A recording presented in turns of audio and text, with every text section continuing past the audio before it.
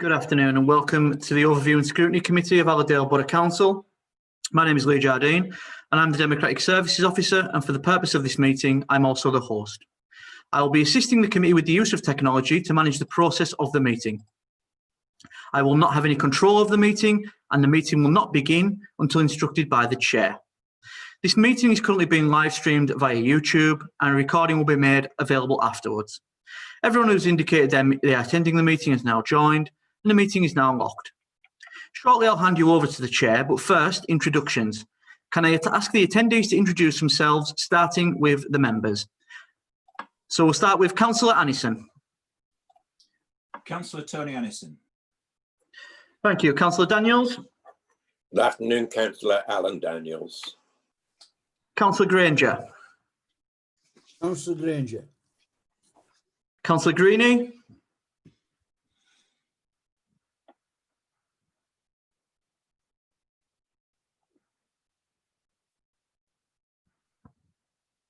Councillor Ian Greenie, I'll be chairing the meeting today.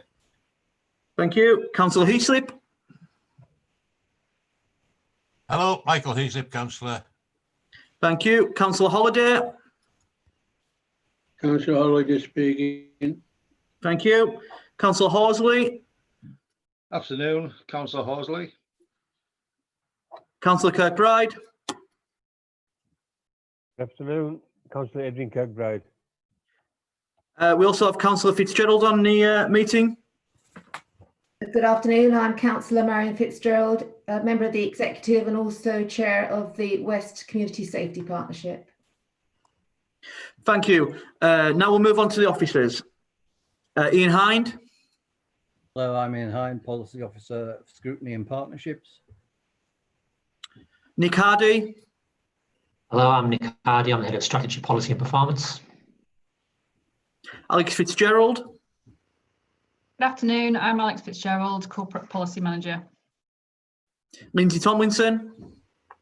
Good afternoon, Lindsay Tomlinson, Electoral Services Manager and Deputy Monitoring Officer. Gail Roach. Good afternoon, Gail Roach. I'm the Democratic Services Manager. Thank you for your introductions. Please can participants remain on mute throughout the meeting unless intending to speak. To speak, please can members use the raised hand icon to indicate they wish to speak, and only speak when requested to by the chair. Once you have finished speaking, please can you lower your hand. If a vote is required on any item, the chair will ask myself as Democratic Services Officer to go through each member alphabetically. Each member will then reply with their name and I vote for, against or abstain. So thank you for all that. I'll now formally hand you over to the chair to start the meeting. Thank you for that, Lee. Just like to welcome you to the Overview and Scrutiny Committee, Friday, 17th of July, 2020. The meeting is officially opened. Taking item by item. Item 1, the minutes from the previous meeting. To sign as a correct record, the minutes of the meeting held on the 19th of June, 2020. Do we have an agreement on those, or are there any comments? Councillor Heaslip. Thank you. Thank you, Chair. On item of the minutes, item 18, Proposed Work Programme 2021, I'd like to propose an addition to the fourth paragraph where it refers to a number of items, item 2, 7, 13, 14, 15, 17. Specifically, item 7, yes, view of the Overview and Scrutiny section of the Constitution, where I would suggest we add at the end there the words on the understanding that the Constitution Review Group is undertaking this task. And exactly the same words after the reference to item 14, governance of the Council's roles as corporate charity trustee, exactly the same words there on the understanding that the Constitution Review Group is undertaking that task. And then on item 15, analysis of income and spend by geographic area, add the words on the understanding that officers will provide an information only report to members on this item. Yeah. The reason for that, Chair, is we didn't dismiss the items. We didn't take them off the agenda. We just said they're not going to be the subject of of a full report because other work is being done. If that other work doesn't get done, then obviously it would need to revert to our attention. But on the assumption that other work is being done, it needn't be on our agenda until we see the output of that other work. Yeah. Is that before that, Chair? Yeah, that sounds okay to me in terms of accepting that. I think it's a relatively common sense explanation add on to it. Do we have any other comments on Councillor Heaslip's modification to the minutes? Given that there's no further comments, I'll assume that's taken as an agreement of acceptance for that amendment to the minutes.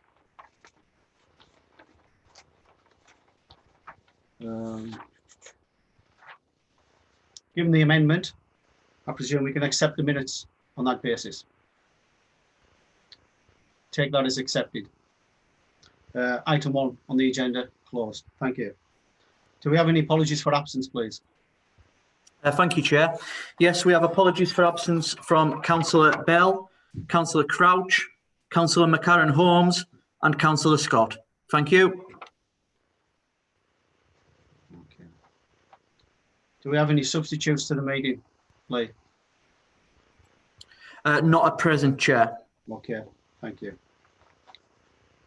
No further apologies. We'll take that as item 2 is now closed. Thank you. Item 3 on the agenda, declaration of interests. Councillors, staff to give notice of any disclosable pecuniary interest, other registrable interest or any other interest and the nature of that interest relating to any item on the agenda in accordance with the adopted code of conduct. Do we have any comments from the members? I'll take that as no and as item 3 closed. Thank you. Item 4, questions. To answer questions from members of the public submitted in writing or by electronic mail no later than 5 p.m. 2 working days before the meeting. Do we have any questions, Lee? No questions received, Chair. Thank you. Item 4 closed. Item 5, public participation. To hear representation from members of the public on items which appear on the agenda, submitted in writing or by electronic mail no later than 5 p.m. 2 working days before the meeting. Do we have any public participation involvement, Lee? No public participation, Chair. Thank you. Item 5 closed. Item 6, Community Safety Partnership Annual Review, and that's captured on pages 7 to 22. In the meeting today, we've got Councillor Marion Fitzgerald, who's chair of that committee, and she's going to give a brief review of the progress to date. And at that point, can I hand over to yourself, Marion, please? Yes, thank you, Chair. So I'm joining you this time as chair of the Community Safety Partnership. It's the chair that I've occupied since last November when it was vacated by Ian Frost. Normally, what you would be receiving at this point is a brief report from the Community Safety Partnership coordinator, but we actually don't have a coordinator at this point in time, and that's something I'll return to a little bit later on. We also have viewing us on YouTube, Councillor Gwyneth Everett, who is the Vice Chair of the CSP from Copeland Borough Council, and she'll be delivering this report to them later on so that both partners are informed. So what I am sharing with you today, with his permission, is a report that was prepared for the Office of the Police and Crime Commissioner by Mitchell Franks, who will be familiar to most of you because he works out of the Allerdale Local Focus Hub. It's got a lot of detail in it, which I thought might be useful to any members who aren't very familiar with the CSP. My apologies for the level of detail for those of you who are familiar with it, but I thought it might be a useful exercise to look at this. So I'm not proposing to go through everything in that report in great detail, but I will draw attention to some highlights in it. Can we leave the questions to the end, if that's all right with you? Because how I wanted to structure this was to, first of all, just explain where the CSP lies in the structure within Cumbria, and then talk about the work in the past year, referencing this report. After that, I wanted to say a few words about what lies in the future for the CSP, and then we'll have questions after that. Bearing in mind, as you can see from Mitch's report, the scope of work is enormous. I've been the chair since last November, so I'm not close to every aspect of that work. So when we get to questions, I'll answer everything I can now, and anything I can't, I'll take away with me and try and get other partners to help us out with. Right, so sitting above the community safety partnerships, we have another partnership which is known as Safer Cumbria. That's a key partnership across the whole of Cumbria. It includes the county council, the districts, the police and crime commissioner, the courts and probation services, and other statutory bodies of that nature. The responsibilities of Safer Cumbria are divided into 3 areas, and those are the criminal justice system, something called Contest, which is purely about counter-terrorism, and then also we have community safety. Community safety involves stakeholders such as the county council again, the clinical commissioning group, adult social care, and the community safety partnership. So we're all part of that 3rd area of work. There are 3 community safety partnerships. This is West, which of course we share with Copeland.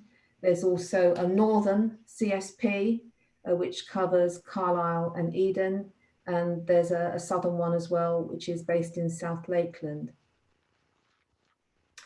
The local focus hubs, and Copeland has one as well, both report into the CSPs.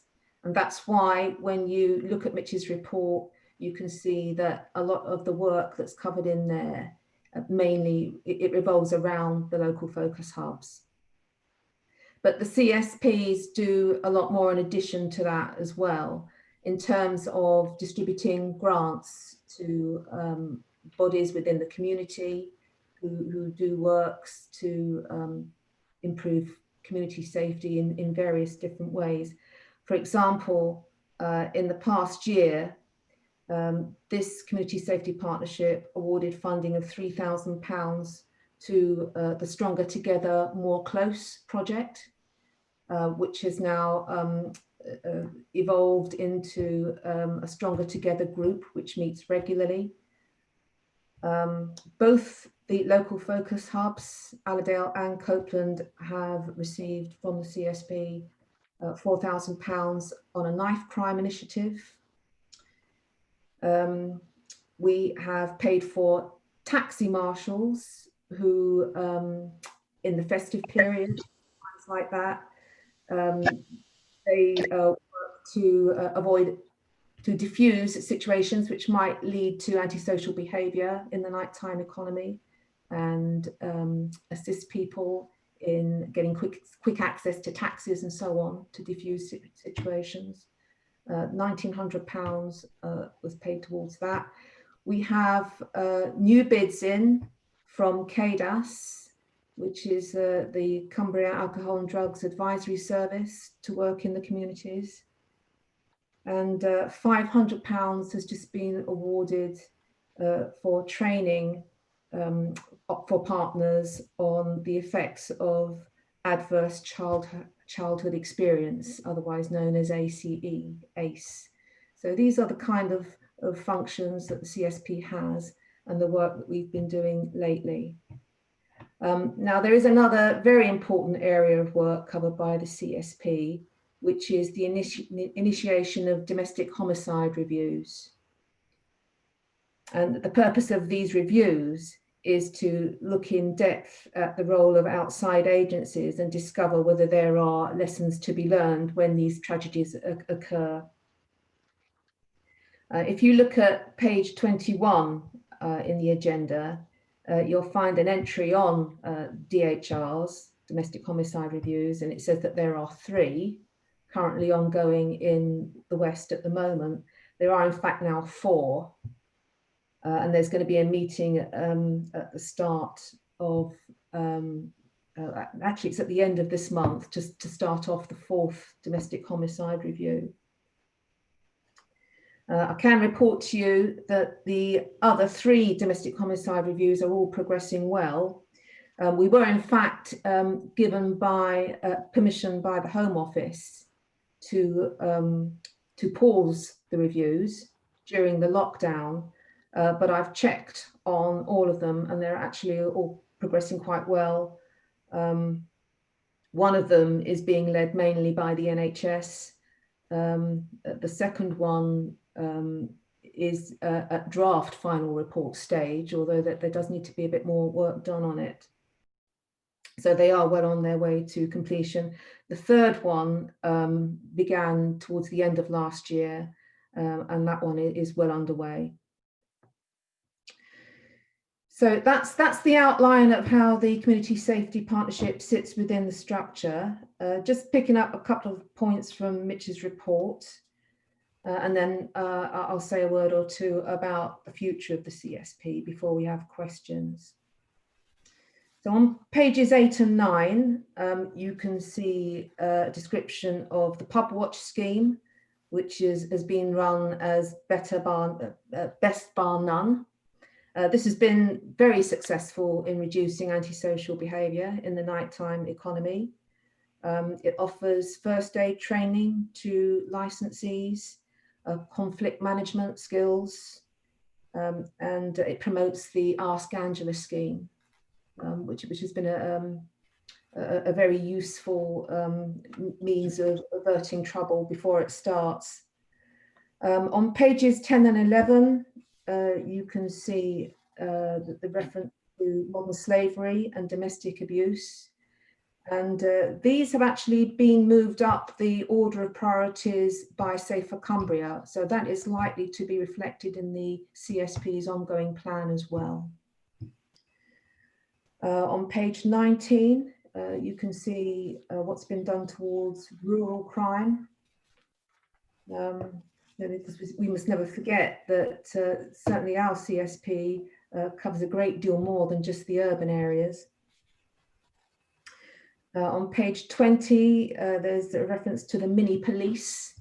That's also been really useful in terms of engaging young people nice and early. And on page 21, we talk about cybercrime and the courses that have been offered on that. Now, as for the future of the CSP, our funding comes from the Office of the Police and Crime Commissioner. And this year, the OPCC has confirmed that they will be funding the CSP coordinator post only and nothing more than that. So there'll be no additional funding for the CSPs to distribute as grants for projects in the local communities, such as the ones I mentioned earlier. But that's been a huge blow. And it's been a great shock to everyone concerned. We have in fact been instructed, this applies to all 3 CSPs, to get rid of the underspends that all 3 of us reported for the past financial year. But it means we will run out of money very soon. The one positive thing that has emerged from that is that, a little bit like animals that are under threat, it has drawn all 3 of the CSPs together. So there have been a series of meetings recently between the 3 chairs of the CSPs across Cumbria. We have written a collective letter to the Police and Crime Commissioner protesting about the cuts, and we have a meeting with him next week. We have in fact got a very busy time coming up for the rest of July for the CSP, because we have this meeting with the Police and Crime Commissioner. We've also got one of our regular CSP meetings. We also have a meeting to decide what we are going to do about our vacant coordinator post. And we'll be launching the 4th domestic homicide review as well. So very busy time coming up. Obviously, the situation is quite volatile, and I don't know what's going to happen in the future. But if any one of you wants to get in touch with me, let's say a week into August, I should be able to tell you what's happened as a result of some of those meetings. At the moment, I must mention the coordinator for the Northern Community Safety Partnership, who has been a real rock to me actually lately in terms of helping us achieve what we need to achieve without a coordinator. I hope it's a situation that will be resolved soon. But yeah, that is the good thing that has come out of the recent shocks that we've had in terms of the CSPs. All 3 of them are now learning from each other and sharing good practice and so on. So that's about all I had to say. I'll do my best to answer your questions, but it is a huge scope of work and I'm not close to all of it. If there's anything I can't answer, I will obtain an answer for you. Thank you. Thank you for that, Marion. Do we have any questions from the members, please? Tony Anderson.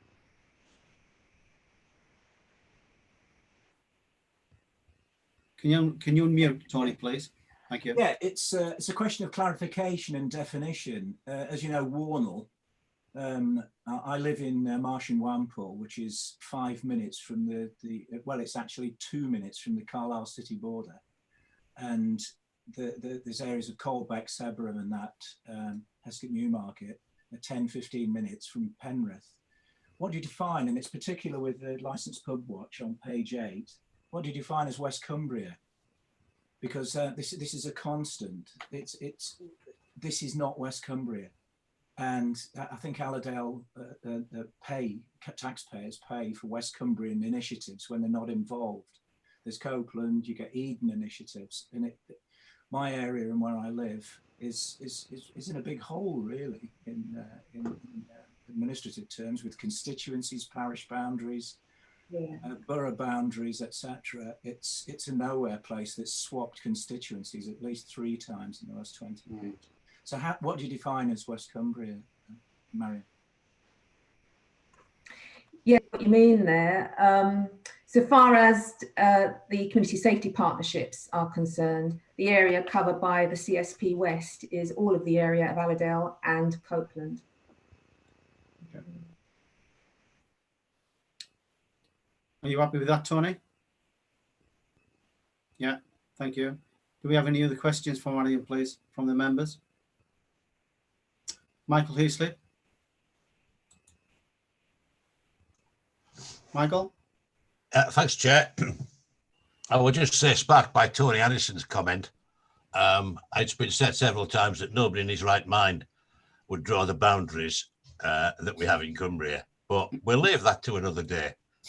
Can I also say welcome to my colleague from Copeland, Gwyneth. It's good to see Allerdale and Copeland working together. I know I can't see you, but I'm pleased to see there's a collaboration between the 2 district councils at this end of the county. On page 11, you've got a reference to women out west. I think that's a bit of an unfortunate phrase because there's nothing out about West Cumbria. I mean, as we know, it is the centre of the universe. I know it's wow sounds good, but it does suggest that we're a bit out of things, but we're not. You know, we're absolutely at the centre of things here. But the more substantive point I want to make is I'm disturbed to hear that the Police and Crime Commission is cutting the funding, because our public and our electorate out there don't understand the intricacies of local government or public service finance, and they will look to Allerdale Council and complain to Allerdale Council because, you know, their councillors are visible, available, known in the community. So we're going to have to be geared up for increasing requests for funding that would have come through the Police and Crime Commissioner to come from Allerdale Council. And, you know, later on in the agenda, we're going to be looking at the financial consequences of COVID. So we're being squeezed from both ends there. I just hope that we can have a strategy as a council to manage our way through this inevitable reduction in funding, because we're not going to be able to do everything that people want us to do. We're not going to do anything like everything that we would want to do. So I hope that the Community Safety Partnership and indeed the executive will look at how we manage, maybe in different ways, rather than, you know, if we can't hand out grants, maybe there are different things we can do to support communities in their resilience to crime, to disorder, to the other social problems that that afflict them. So we're not a bottomless pit of money, nobody is, but we need to have an approach to managing the problem, and I hope Marion will take that away back to executive. Thank you, Chair. Okay, thank you, Mike. Councillor Granger, would you like to come in? You have a question? Thank you, Mr. Chairman. Marion, I have an antisocial problem between Argos and a new car park being built in Workington. Mr. Byers from above me, he owns the land, and we've been in touch with Police and Crime Commissioner Chris Bagshaw. Who else is it? Anyways, we've been in touch, and Mitch. We've been in touch with all the relevant places, but now nothing seems to be getting done about it. It's they've put gates on the end of these paths, and the kids congregate in their 8s and 9s. And Mr. Byers himself said that other day that it is intimidating for people that's wanting to go shopping or go about their business. Have you any remarks on that? Thank you, Malcolm. Would you like to come in there, Marion, please? Yeah, can I go back to Mike's first and then Malcolm's? Yeah. Yes, of course. Yes. Thank you, Mike. I'm going to take that as an expression of support, really. As I say, we are definitely protesting the cuts. And if you get back to me, let's just say at the first week or so into August, I'll let you know how that's gone. You know, hopefully we'll be able to change the police commissioner's mind. I think there is a view that exists. It's not one that I share myself, but I think that there is a view that exists that the level of the CSP is not actually needed, and that we could go straight from, say, for Cumbria to the local focus hubs. And that I think that may be the reasoning behind it, but yeah. So that's who I particularly share, and we will be protesting. And as I say, what's good about it is that the 3 CSPs are protesting together, so that unity is there. Malcolm, were you at the local focus hub presentation yesterday? Because no, I couldn't get. Yeah, one of the things that was being talked about there is the absolute importance, and I know it might seem frustrating to members of the public when you keep saying that, but the absolute importance of contacting 101 when you get situations like that, because it's when calls about the same thing, the same disturbance in the same place keep building up, that the police start setting their priorities and patrolling. So can I suggest that you email me the details of exactly the area where the trouble is taking place? I will talk to the local focus hub about it, but in the meantime, it really is important that everyone that's affected by the disturbance in that place contacts 101 every time it happens, and then that way the police will build up a accordingly. That's grand, yeah, I'll do that, because we've drawn a fair bit of a nuisance out of it, because people aren't communicating, Marion. Mitch isn't, Chris Bagshaw isn't. It's a fault we've got. Okay then, Malcolm, send me the details. and I'll try and hook that up for you. Grant, thank you. Thank you. Yeah, can I just come in a moment? Yes. Thank you. Just for the benefit of those on the meeting and those watching, Councillor Lansbury's joined the meeting quite some time ago. So I'm just letting you know that if Councillor Lansbury can hear me and just acknowledge that, that'll be great. Thank you. I can hear everybody really clearly. Thanks, Lee. Cheers. Thank you. Good to see you, Sally. Alan Daniels, would you like to come in? Thank you, Chair. Yes, Mariam, a similar problem to Malcolm, not so prevalent this year, obviously, with COVID and not so many people around. But last year we had quite a problem in Fitz Park. First of all, during the Keswick Convention, which, as you know, is a Christian convention, it brings about 20,000 people into Keswick who spend quite a good deal of money. They were being harassed and actually chased through the park by a bunch of youth. And there was also a sort of gang of youth forcing younger people to buy drugs. And the police are aware of it, but I haven't heard anything sort of more from them.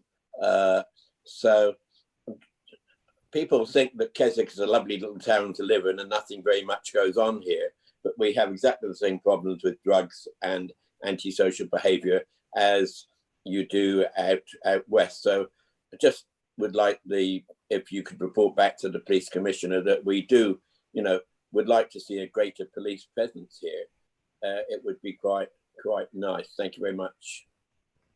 Yeah, that's fine. And as I say, the importance of dialing 101 or even better using the email facility to 101 can't be emphasised enough, because that's how the police build up the picture of where they need to be patrolling.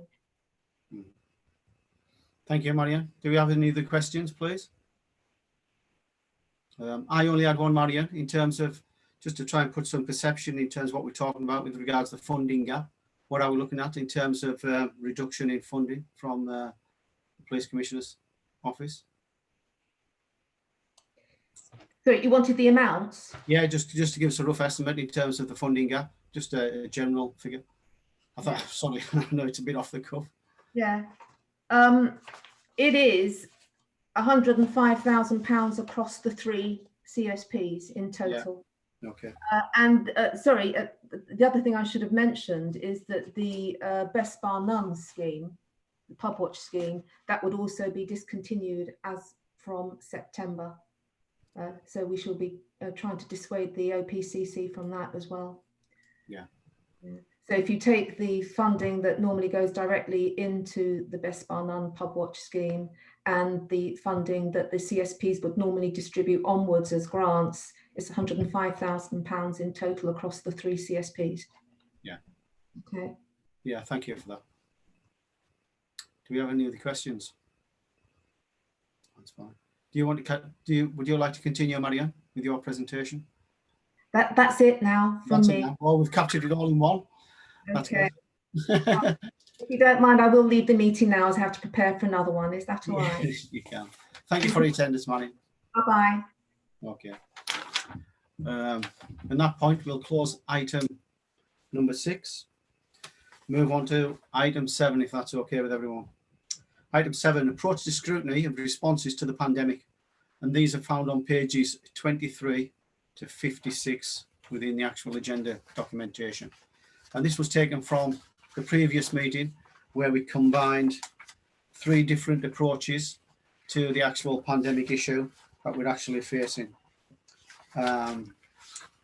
Ian Hind, policy officer, produced a cover note and cover report as possible solutions in terms of a way forward. And I think if we look at those, I think they're the items really for debate in terms of how we actually carry this forward through overview and scrutiny. First of all, do we have any comments with regards to the actual item itself?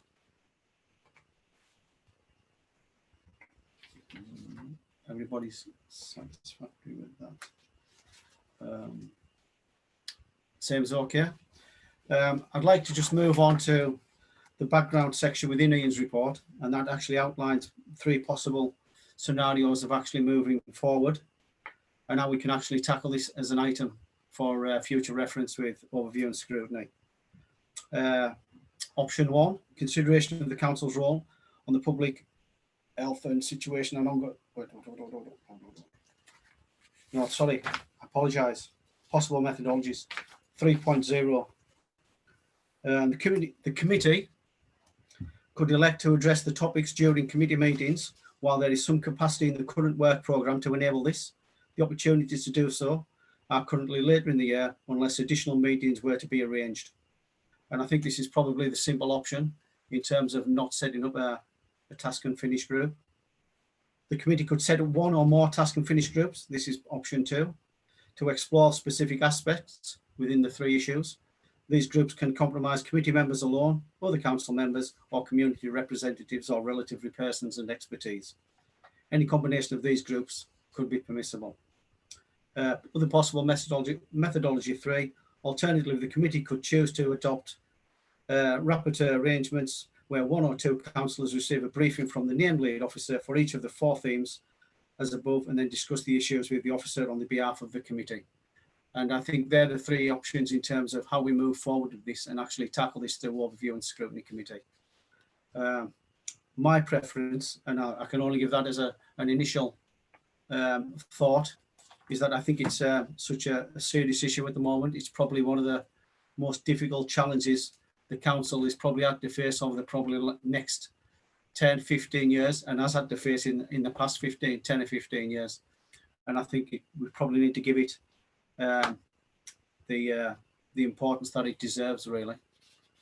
And I think we probably need to go down the task and finish group, looking at all of the 3 issues that are actually captured within the initial report. I've got Alex sitting on the wings there who would like to come in. Alex Fitzgerald, would you like to please come in? Thank you. Thank you, Chair. I was just going to make a couple of points about just sort of taking a step back and thinking about what the scope of that work might be and where the Scrutiny Committee can add value. Yeah. The background papers that you've got, obviously, one of those, the first one of those, is the recovery strategy document, and that sets out for members the way in which we have set out to approach the whole topic of recovery, which splits it into those 4 areas, really. So you've got your economic recovery, the area around sort of communities and health and well-being. There's a particular area around the test and trace activity, obviously, and then the area around this organisation itself in terms of how we move forward and what the financial implications of all of this are and will be, and how we work and how we arrange ourselves. I think there's a point in the cover report at 2.5 which just reminds the committee that on your work programme already you've got space to look at the development of the economic growth strategy, which sort of picks up that economic theme, and also the resilient community strategy, which to a large part picks up that health and wellbeing and communities section as well. You haven't specifically at the moment got something on the test and trace or the organisational issues. So it was just a question about whether the committee feel that they're maybe already covering the economic and the community elements in the work you already have planned. And then just a point about thinking about where the committee can add value. So I suppose if it's about making sure that something is working effectively, that might be, we could potentially do that as a single session or that sort of rapporteur system approach. Or if it's about checking what the council's approach is to managing the financial issues or working differently, then that may be a task and finish group, or again it may be something that would work with a couple of members sort of looking at what is already happening. I suppose that's the point I just wanted to make, is there are quite a few groups and things meeting to make these things work already, so it's maybe thinking about how we can tap into those was my point. Yeah, appreciate that. I think my main concern is that we do actually, especially going forward, take on board public experience and actually feed that back into the council, and we do capture that in terms of how the strategies are actually working moving forward. And I can't say there isn't a reason why we can't actually probably deliver, what would you say, the actual system whereby we have the rapporteur arrangement where we can actually tack into officers as part of the task and finish group, but we're also actually consulting with the public as well as part of that. I know it's a very complex issue, and I think it's a very broad issue as well. But that's my feeling in terms of a task and finish group going forward. Malcolm Granger, you would like to come in? Thank you, Mr. Chair. Just like officers, when will it be prudent to create these task and finish groups for this serious pandemic while it's still an active issue and it's still ongoing, and we've done a lot, but we've a lot to do yet, and it seems like it's never ending at the moment. Councillor Heaslip, you would like to come in? Yeah, Mike? thank you, Chair.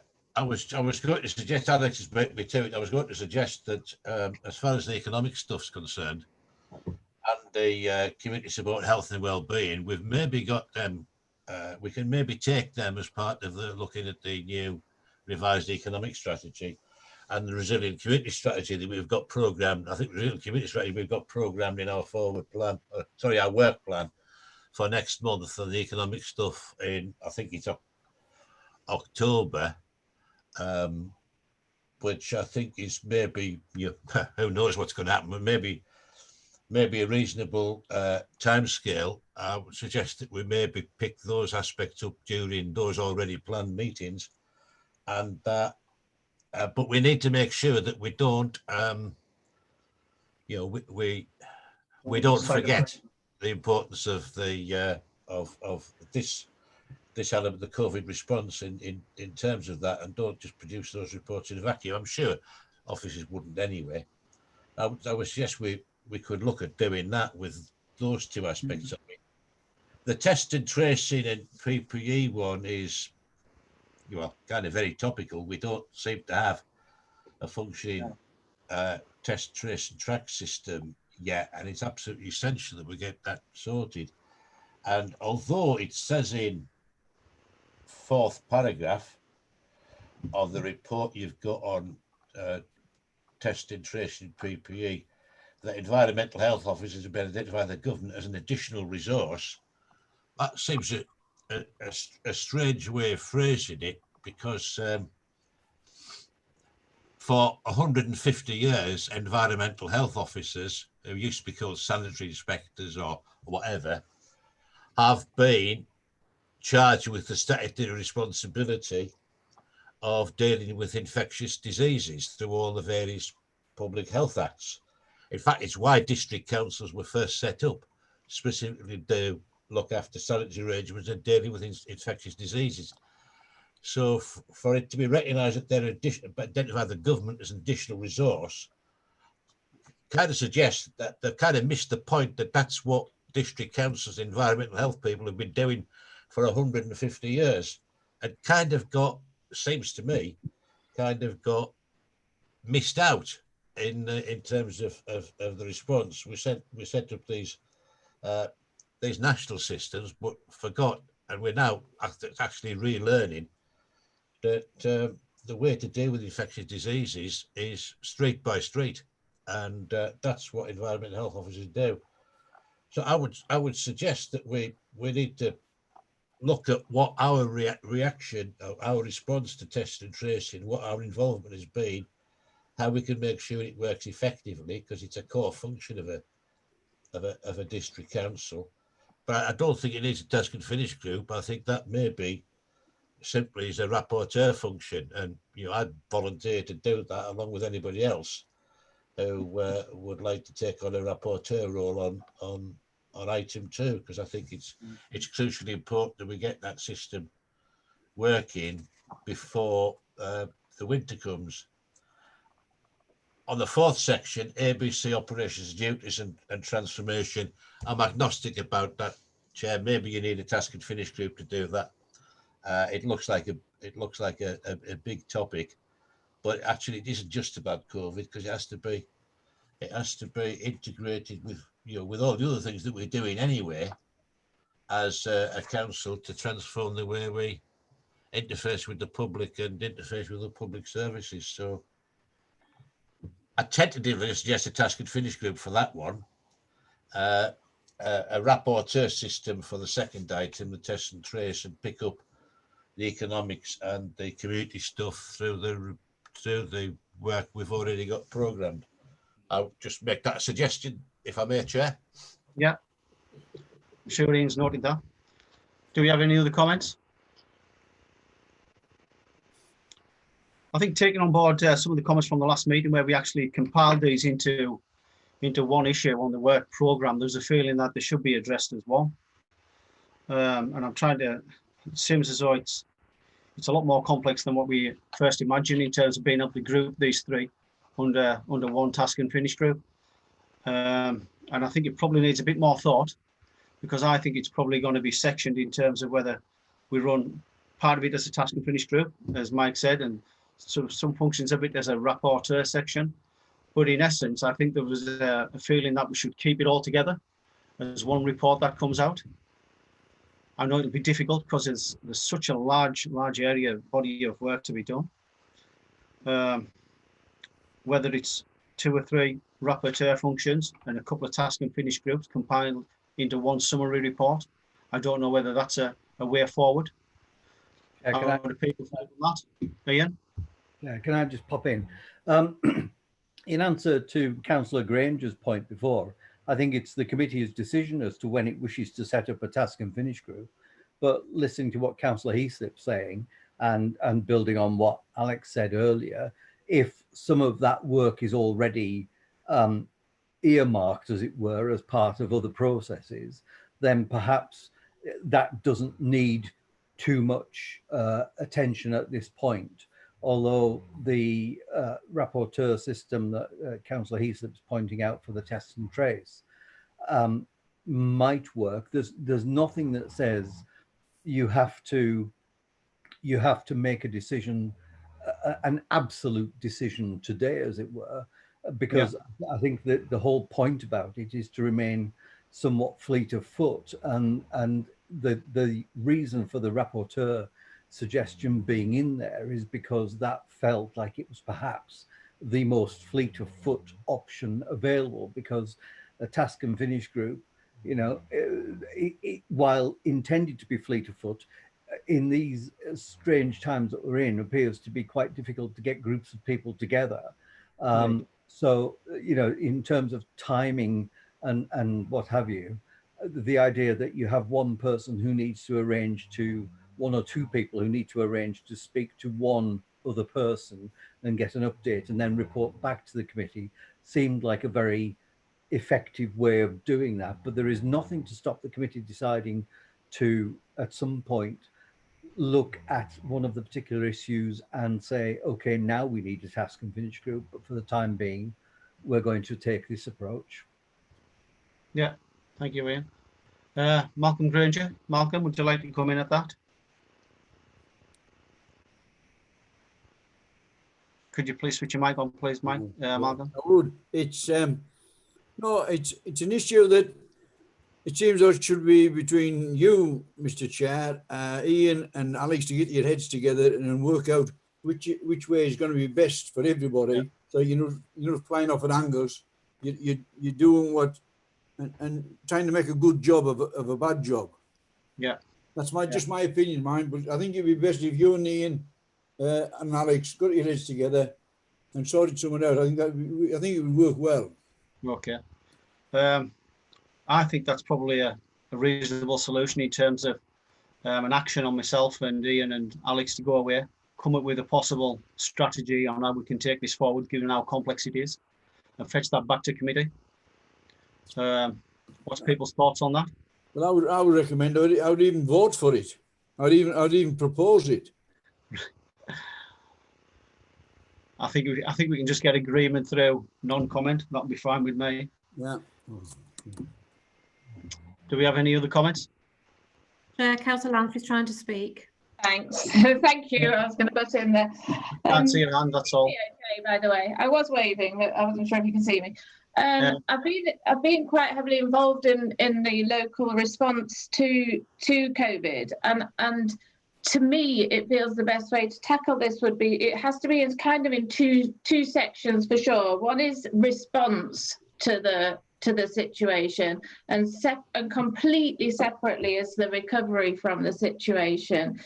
And whilst overall the response was really great, there were some areas of duplication between the local volunteer emergency response and the council and the county council emergency response. I mean, having two people subscribe to doing the jobs is better than none, but there are lessons we can learn from that, and to have a clearer emergency plan for the future in terms of response, which we could tackle now, and then in terms of recovery, we can leave that, you know, we have to go through the processes we've got in place now, but we can look at that a bit further down the line of the recovery. But in terms of response to the pandemic, that is something that could be dealt with sooner.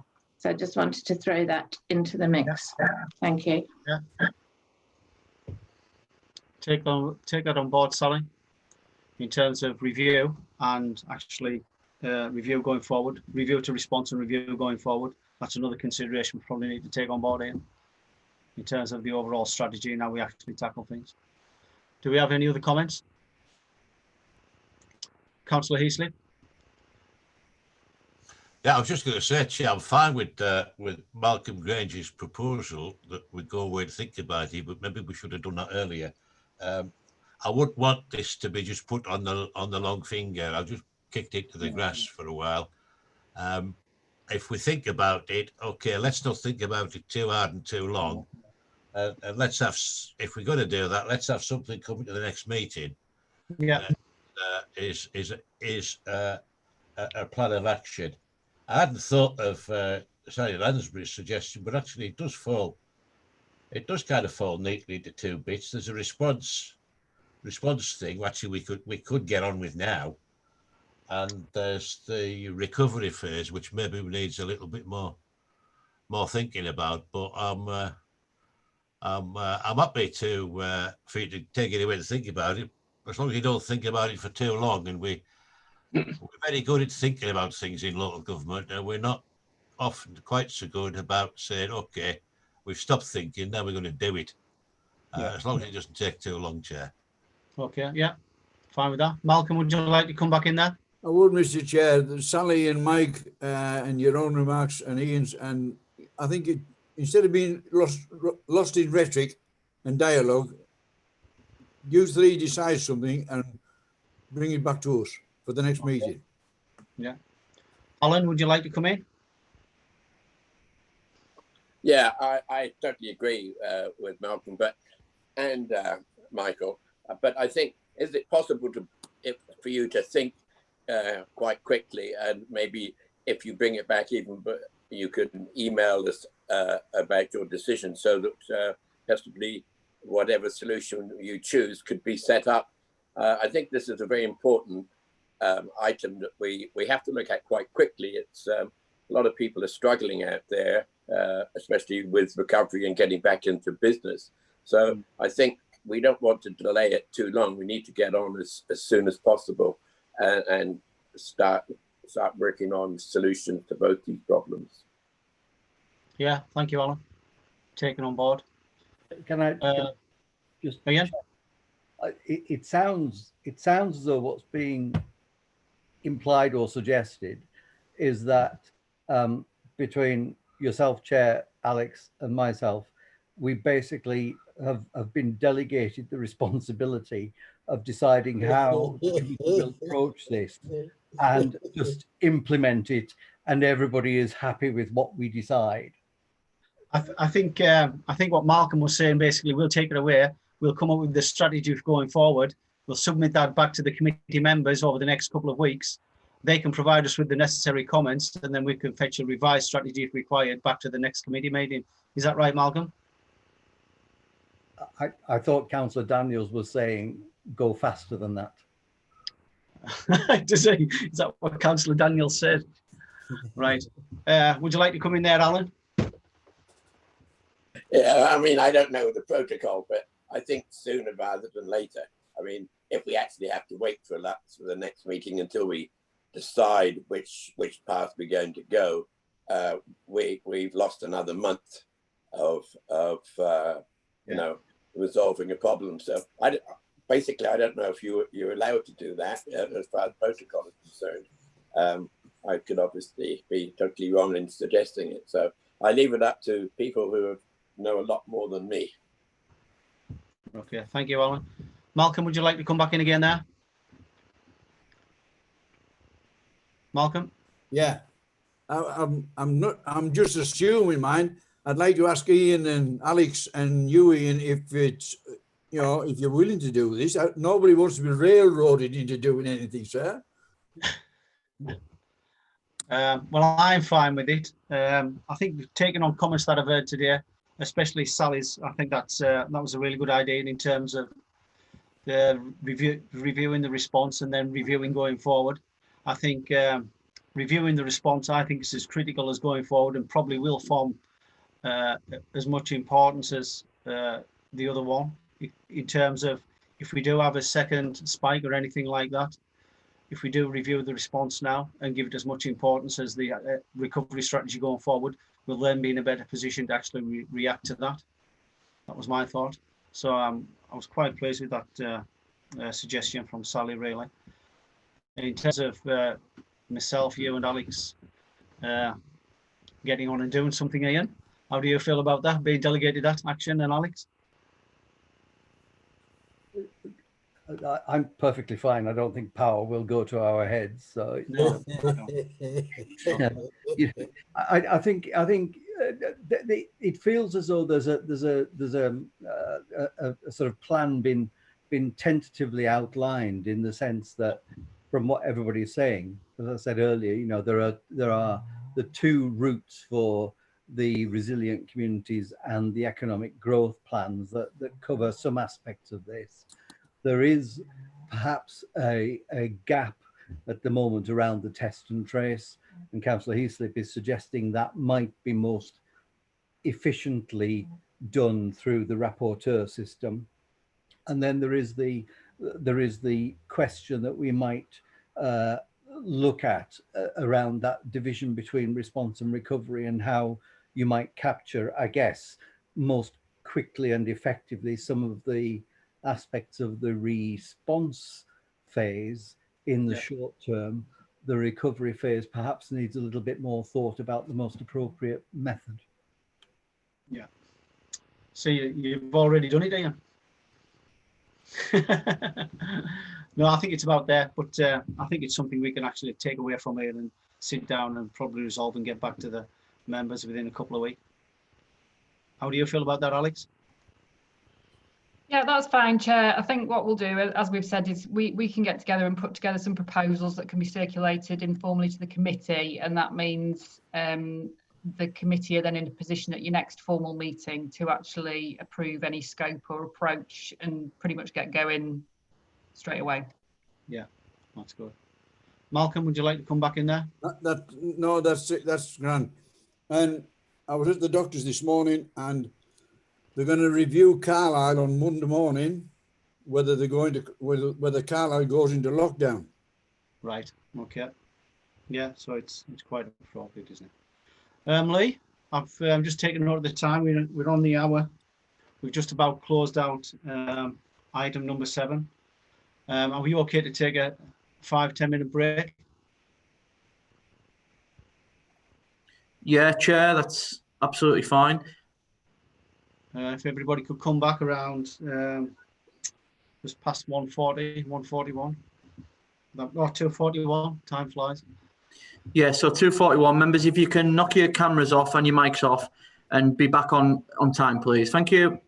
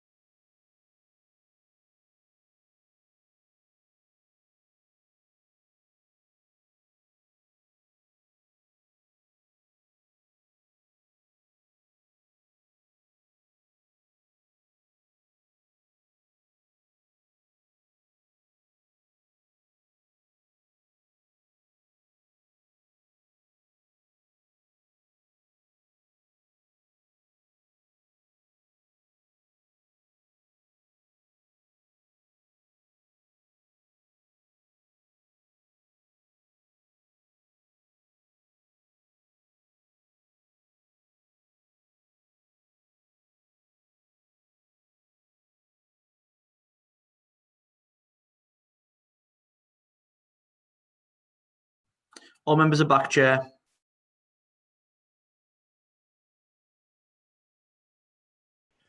Thank you. If we can reconvene the meeting is now in session. Thank you. Welcome back, everyone. We were up to item number 8 on the agenda, which is the forward plan. And the intention is to take this page by page. I'll run through each page in turn. And if members can raise their hand if they have comments, I'll pause at the end of each page and we'll take comments if that's okay with everyone. Starting on page 57, it's the forward plan. Joe Holiday, would you like to come in, please, Joe?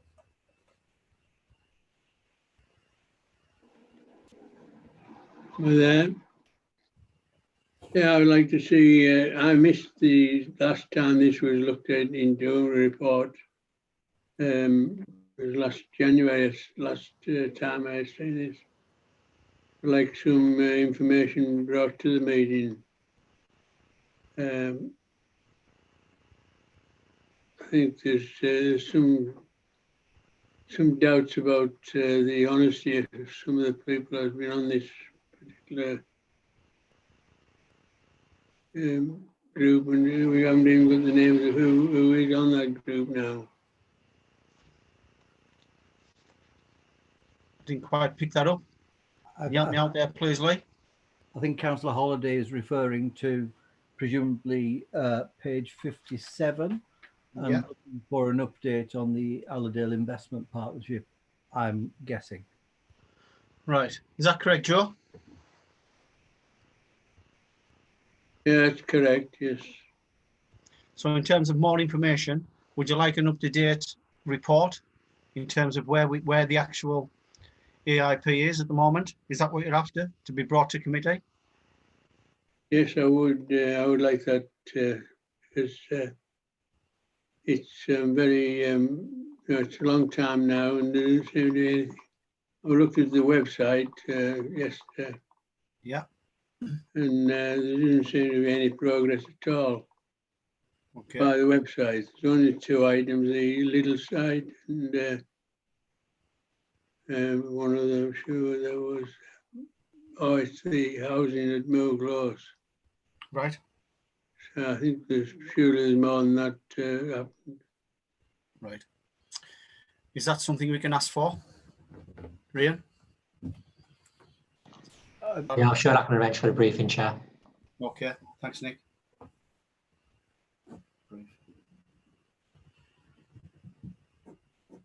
Okay, thank you, Nick. Any other comments, page 57? Are you happy with that, first of all, Joe? Thank you. Yeah, I'd like to just up-to-date report. Yeah, Nick Hardy's going to look into that and provide that next meeting. Thank you, Nick. Any other comments, page 57? Fine. Page 58?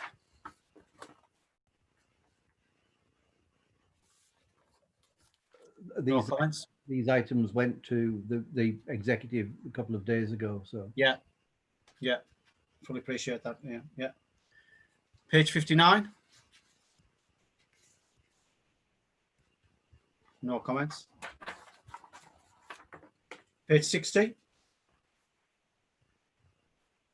No comments. Page 61? No comments. Page 63? No, 62. I'm just getting ahead of myself there. 62, page 62. No. Mike, you'd like to come in there? Yeah, just a question on page 62 on the annual governance statement to audit committee. I understand, I think I read somewhere that because of the virus, the annual governance statement and the closure of accounts for the financial year that finished in March has been put back. I'm just wondering if anyone could tell me either now or later whether the audit committee will be looking at the accounts on the 29th of July, or whether that's going to be something that's going to have to go back later. Can you, if nobody knows off the top of the head, can you just Find out. Circulate members with an answer? Okay. Who can take that action? Is there anyone who can take that action, Ian? Nick? Yeah, I'll do we'll that, take it Chair. back. Okay. Oh, there was two volunteers. There was two volunteers to be forward. Chair, if I can just come in as well. Yes, the audit committee agenda gets published on Tuesday, so there'll be a definitive answer by Tuesday. Okay. Thank you, Ollie. Malcolm, you would like to come in? Thank you, Mr. Chair. When will the local plan part 2 be adopted by the full council, please? Next full council meeting. It's going to council next week on Wednesday. Oh, yeah. Thank you. Okay. Any further comments? Page 62. Page 63.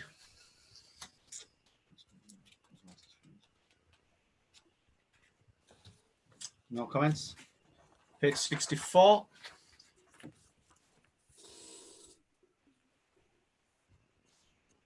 No, it's a bit further down the line now. No comments. No. Page 65.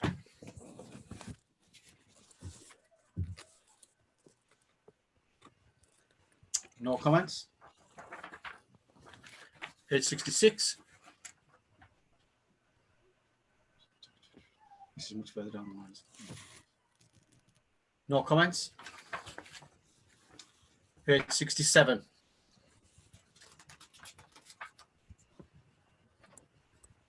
Again, no comments. Page 68.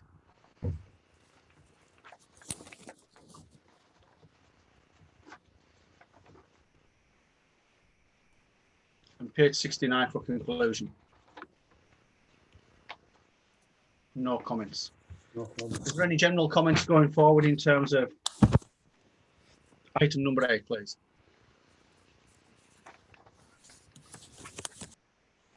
That's taken as a note, and that closes item 8 on the agenda. Thank you. Again, this is a regular item on the agenda, the work programme. I intend to do the same again, page by page, calling the page and asking for comments from the members, please. We start on page 71.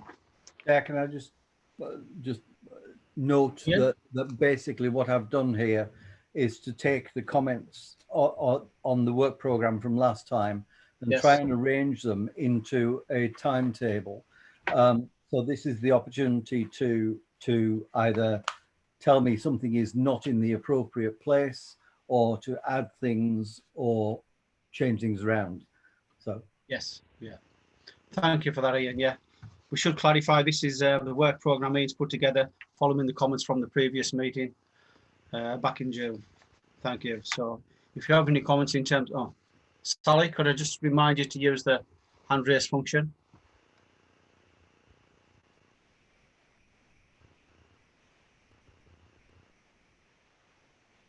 Sally, would you like to come in?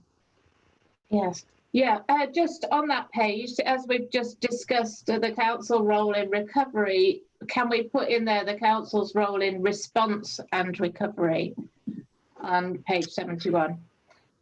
Yes, that's fine, yes. Yeah.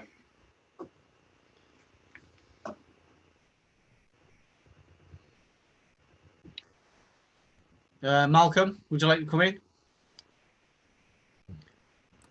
Thank you, Mr. Chair. Yes, Friday the 28th of August,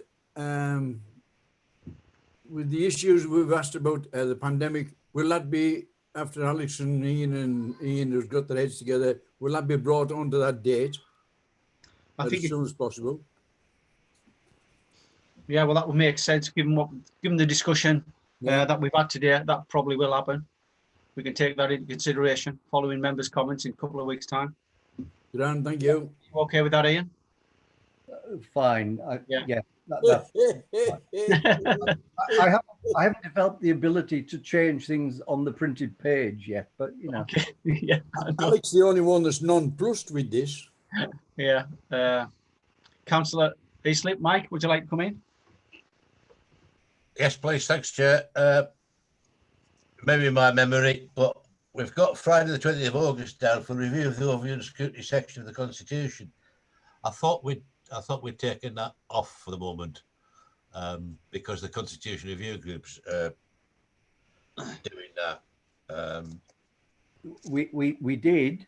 I left it there on the basis that if should you wish to make any comment that you needed to agree to refer to the Constitution Review Group, that it was an opportunity for the committee to agree anything that they wished to submit to that group, but to leave it to the group to do a review of the whole Constitution and that particular bit.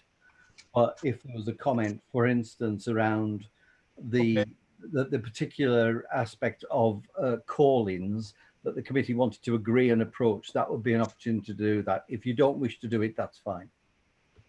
Okay. Thank you, Ian. Second one was, I've got three. Second one was, we've got a couple of references on various dates to performance management, which I assume are the usual performance reports do we get. But I'm sure that I heard at the last meeting Nick Hardy said that he wanted to do a bigger piece of work on how we actually report on performance and what performance management is, and recast or reframe the way we do it. And he was going to bring us a report on a proposal on that, unless he was going to take it somewhere else. But I don't see that on the programme anywhere. Just the routine quarterly performance reports. I was expecting to see a bigger item on the whole system of how we do performance reporting. Yeah, I do remember that, Mike. Yeah, I do. Nick, would you like to come in there? Yeah, you're right. There should be a bigger piece there about the council's approach to performance management. So we'll slot that in. Yeah. Okay, thank you. And the third one was absolutely last item on page 74. Task and finish. We're on page. Okay, Mike. I'll go on. We were going to take it page by page, but sorry, I'll shut up then.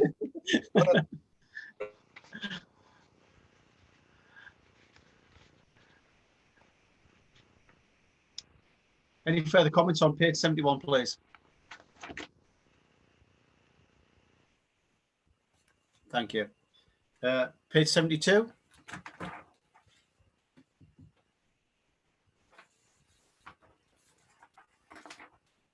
No comments. Page 73.